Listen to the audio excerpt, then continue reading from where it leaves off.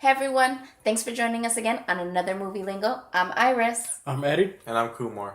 And today we're going to be discussing Annabelle Creation. Yes. Now to get it all started, these two gentlemen here didn't really like it too much. No. So just to forewarn you, this discussion is probably going to be about how much they dislike it and how much I'm an idiot for liking it. But just to give you a brief synopsis on the movie, it's basically about Annabelle's origin, who created the doll, how the doll originally became a conduit, and how it leads up into the next Annabelle movie. So, Eddie. Yes. Since you felt the main negativity. Did you feel it coming off me? I could feel it, like it was radiating. It was. So tell us, how did you feel about the movie? I thought it started off pretty strong. I was very pleased, as everything was building up. They were doing their traditional formula of setting up, jump scares and then setting up moments that weren't going to be jump scares, which made you intense because you anticipated it, but it didn't happen. So then the next time you're like, okay, are they going to fool me again? And then they don't do it. And then there's another time we're like, okay, and then they give it to you. But then there was also a lot of predictable ones you saw coming, and you're wondering why everybody else around you is screaming, just freaking out because you call. I mean, pulling shirts down. Shut the hell up. Okay. Yes, I jumped. Even though I anticipated, I knew it was gonna happen. Something just was like, girly side just pops. That's perfectly fine. That's perfectly fine. With this movie, I give with movies like this in this genre, I give a lot of leeway because there's a certain formula that's been working. Mm-hmm. And even though it's predictable in a lot of cases for me, I get it. And it was fine. The reason I do not like this movie is because once we got to the point, one of the formulas is whoever is being haunted or when there are things that they're witnessing, mm-hmm. It takes a while to get everybody on board to realize shit's fucked up and we need to get the fuck out of here. Yeah. And then once you get to that point when it's like, okay, everybody's on board, everybody knows there's a problem. Now, this is like the third act. Let's go.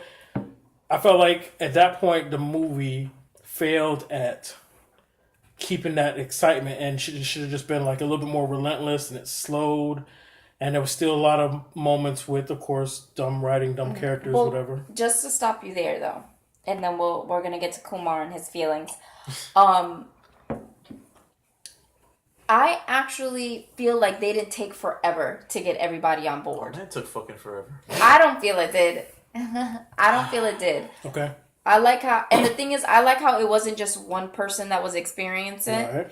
Eventually, everybody was getting some fucked up shit. It wasn't like, finally you believe me that I'm not crazy. Like, they all got their little moments of like, this place is fucked up, you guys, we need to go. But that wasn't my issue, though.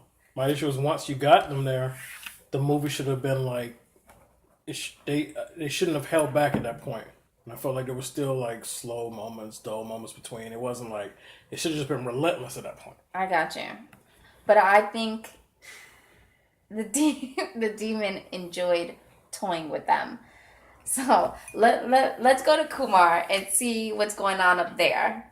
How did you feel? Eddie, I get what you're saying about there needs to be a formula that these types of movies have to follow, but predictability pisses me off. If I can call out every goddamn scene that's gonna happen, it pisses me off. Like, why are we here? I could just fucking read a book. I don't even like reading. I'll fucking read a book over watch this movie. If I can tell you that this note is gonna say this exact fucking word, and it does, that shit pisses me off. I meant to make little notes to slide across the table too for this. I forgot. And if you all can't tell, I enjoyed the movie. I like being scared, and I do understand what you guys are saying about the predictability and how that can be a bit annoying when you can guess. So it's like, what's the point of watching the movie? But I don't know. I mean, I think I enjoy being able to control knowing, okay, I know what's going to come. So yes, it's still frightening, but I still have that control of what's going on. Like emotionally, like what I'm watching. Like, of course not the movie itself, but I don't know. I enjoyed it. I loved the pace. I love how the demon messes with each individual child that's in this household and the parents and the nun. Um, I don't feel that they took too long to connect with each character. I think they took about the right pace with each of them. And like I said before, I enjoyed that it wasn't just one person that was being messed with Right. through the whole movie. It was that one person, then that person is a part of the evilness. There is no saving her. You know, you say that you see everybody getting messed with, but in all reality, it was mainly just three people. It was, what's her name, Jillian? Oh, if you want to do names, you gotta Yeah. pull up your phone, man. We got the two little girls and then the one older girl. That's it. The black girl didn't really see nothing. The other girl that hang with the black girl didn't see nothing. Well, They were just backup characters to me. They were really just a waste of time. that I have to agree with you. Like, I felt like the one token black girl in the movie, I was she waiting for her didn't to get die. that much play, which I'm glad she didn't. I was waiting for the black person to die. I don't know. I'm so I was glad. trying to see if they're going with the stereotype, the black people die first. I was waiting for it. I was thinking She lived. she wasn't. lived, and the they white weren't people building died her as a first. main No offense, character. guys. So if they don't build you as a main character, usually you're the one that's picked off first. Yeah. That was good about the movie. Yeah. That they didn't kill off the little side. I don't give a fuck about the character person. But she was there. That's the important She part. didn't do shit. Anyways, now to get into the connection of the movies. Okay. I wanted that's a big thing for me. Like in the beginning of the movie, one of the nuns who's taking care of these young girls who are brought to this house, you see a picture of her and some of the nuns that she used to live with at a convent. And what I liked about that part is that when they kind of play with the frame, you can see the silhouette of one of the demons from The Conjuring, the last one that they made. What was Conjuring that? 2. The Conjuring 2. Which is Yes. way better than this movie. That's a whole different Indeed. discussion. Oh, by the way, spoiler alert. Yeah. So Hey, you basically you should know by now if you've been watching this. Yes. So basically, you see, if you've seen Conjuring 2, it's the demon that's in that one is Valak. That is the name of the demon. And you see the silhouette of Valak in that picture. With the nun. Yes, in a nun outfit, of course. Like it's displayed in The Conjuring 2. So, with that being said, do you guys feel that are we messing with the same demon the whole time? Well, at first, I honestly didn't believe it was the same demon at first, only because once we get to the end of the first Conjuring, Annabelle is secure.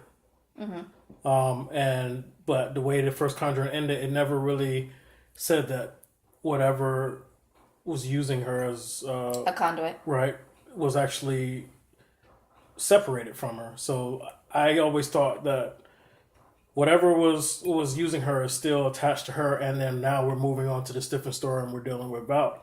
But because of the reference in the movie, now we're seeing that, and they're tying it all together very well. Well, the way they tied it in with this, and then the moment in the end, which we'll talk about later. I believe now your theory that the entire time this has been Valak. Valak working, getting stronger every time, finding a new Conduit. right, and terrorizing wherever he or it goes. And that would make sense to me because I was about to bring up the point where it's in all these movies, it's the exact same looking devil. It's black with the yellow teeth. It's the same thing in every movie. Yeah, and the So eyes. that does make sense. And what really pointed out with me is with Valak, it's had deep yellow, crazy eyes. True. And the demon, once it's not in its, I want to say like in the nun appearance that it had in The Conjuring 2, Right. you see what it really looks like. It's like this black, I want to say its body is like kind of like a lizard, like the way it Like a wolf. can, I don't, yeah. It's like a blend of so much. Like, you can't really pinpoint out what type of creature it is. But it's crazy how you see this one particular character jump from each movie and the connection of how it brings all the movies together. I actually, that's one thing I really, really liked. Like, that you can see how Valak manipulates. Because remember, Valak is supposed to be, the deceptive, the snake. So just because in The Conjuring it showed up as a nun. Right. And then in Annabelle, it just used the doll as its conduit. I kind of got to give Valak, its props. I got to call it a it because I don't know if it's a he or she, it's a demon. Who the hell knows? But that demon is very bright. Yes. Very bright. Very deceptive. And I just like how the demon can manipulate certain innocent situations to its whim. But at the same time, you also connect with the fact that all of this is happening because you gave Valak permission to do so. When they allowed Valak to attach herself to the doll. Because they thought they were seeing her daughter. That's the manipulation. Exactly. That's playing on the heartstrings, playing on something that people desperately want, even though the back of their mind they know this is not something that's normal. This is not something, but playing on their loss and their grief. And I feel like we've seen this plot too many times, though.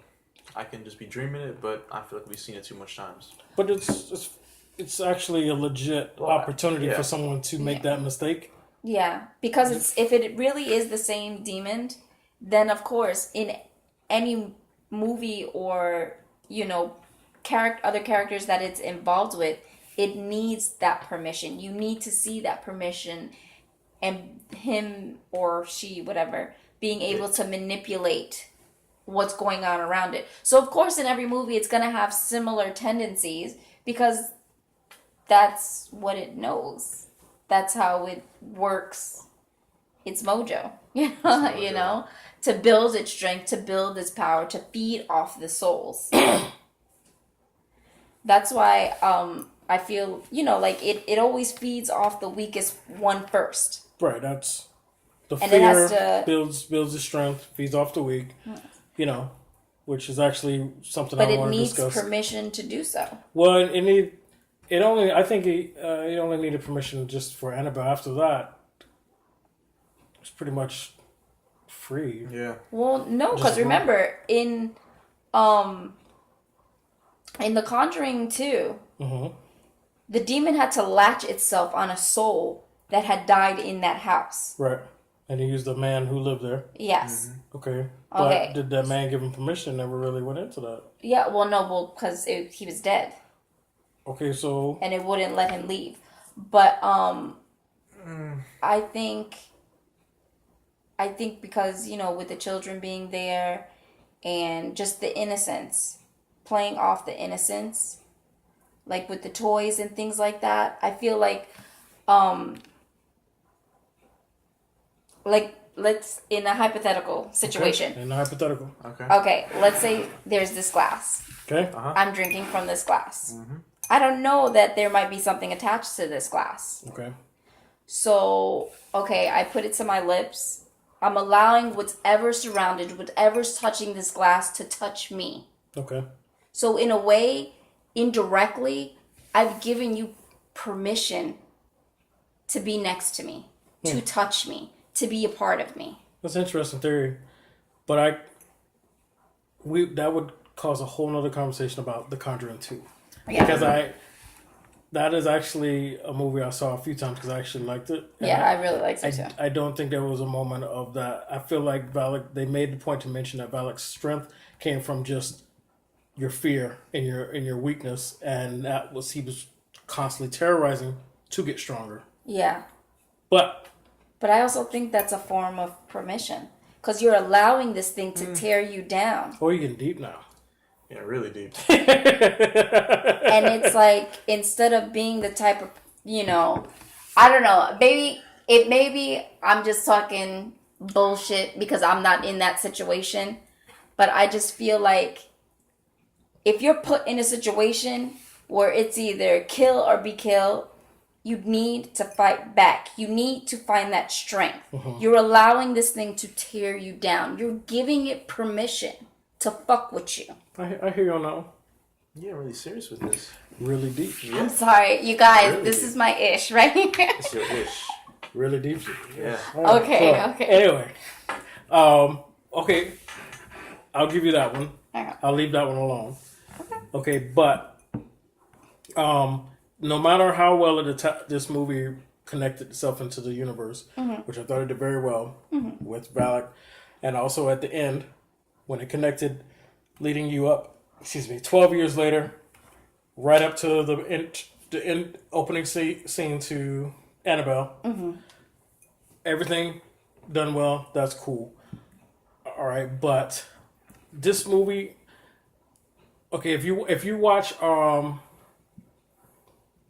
the Don't Breathe movie Lingo, you know, there's a moment where I'm talking about in this genre, you have to accept that there are gonna be stupid people in order to keep the plot going. Yeah. Okay, and that's what the scary movies, you have to accept that. You know, because if people were smarter, there wouldn't be a movie. You know, as soon as you get a letter, a little note that slides up on the door that says "Find me," and then you write back, "Fuck out of here." All right, that's the ghost open up like "Fuck out of here," and then you hear the door close. I'm gonna write back. I'm out. I'm writing back. You need Jesus, bitch. I'm out, and then the credits roll. Right? Yeah. Okay, so we have to have. Boom. But I feel like out of all of the movies in this universe, Conjuring 2, Annabelle, I felt like these were the dumbest characters, and it was really bothering me. Like, even after the point where they realized we need to get out of this house, I felt like the writing was just, they were just giving it away. You know, speaking of writing, horrible. These motherfuckers had the balls to pull off a ghost scene in the middle of the damn day, outdoors, outside the motherfucking house. And who heard it? No one. No. Everyone was right there, maybe 10 yards away. They ain't hear no wheelchair, Until it was had too no late. scream. Until it was too until the freaking, the barn door is already closed. She's already possessed. Now they want to hear shit after she's quiet. What the fuck? No, so, not that you make that point. I was thinking about that, but then I'm also thinking of like. I feel like the timeline. What I'm if- sorry, but I feel like the timeline in this movie is really bad because when the girls are all outside and they're all realizing that shit's going down, you got the owner, the old guy in the house. He's getting killed. He's getting killed by this fucking demon. But meanwhile, everyone's now running back in the house. Like after, it's weird. I don't like the way scenes are shot. They were coming back from grocery shopping when he got killed. Yeah. They were unloading the truck with the groceries. Yeah. She told the girls to stay outside. Yeah, because I get what you're saying, but that wasn't the best scene to. I know. I'm trying. The scene I'm thinking about, I can't remember the exact details to it. Well, But there's a lot of scenes where they're just coming back out of nowhere, and it feels like it's been motherfucking 15 minutes since the last time we seen them, and they were in the exact same spot, and now they want to come to the house. You heard me speaking. I did. During the movie, I was saying this shit out loud because I'm just like, wow, Yes, really? there were a lot of scenes like that. I've been speaking out loud this whole movie. I was whispering it. I'm not trying to be obnoxious, like people were that were around, but Lord Jesus. Yeah, God. Opening weekend scary movies. Wow. Teenagers, right, Kumar? I hate teenagers. I don't give a fuck how old I am. That is All right, so my thing. what's the next talking point? Okay. I just want to throw a little something into that. Throw it. Hit me with it. Let's talk Okay. about it. So with those whole scenes of like, okay, like how you were mentioning when Janice is outside and you see the demon pushing her chair and it's like she screams, why didn't anybody hear her, blah, blah, blah, blah. At the same time, with Valak' strength, I wonder if a part of his or hers, whatever, is power, is being able to manipulate time like that. Like, I'm screaming, but you can't hear me. Like, it's like blank noise. Like, she's stopped the ability of someone being able to hear you until that very last minute just to fuck with the situation because it's just fun. But don't you think if that was the case, they would have introduced that in the other movies? They would have. The timing on Conjuring 2, when he was messing with them, screams were heard instantly. But everyone else either couldn't get the door open to find out what was going on, or couldn't find where in the house, or nobody was there.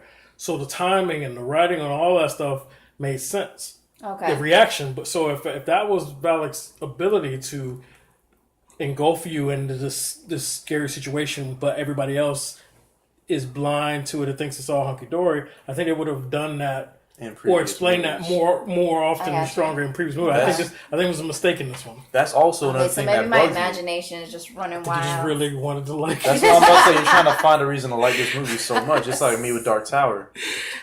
Oh, some truth is coming out. Okay. But look, anyways, that's another thing that bugs me with this movie. I had a Kumar moment.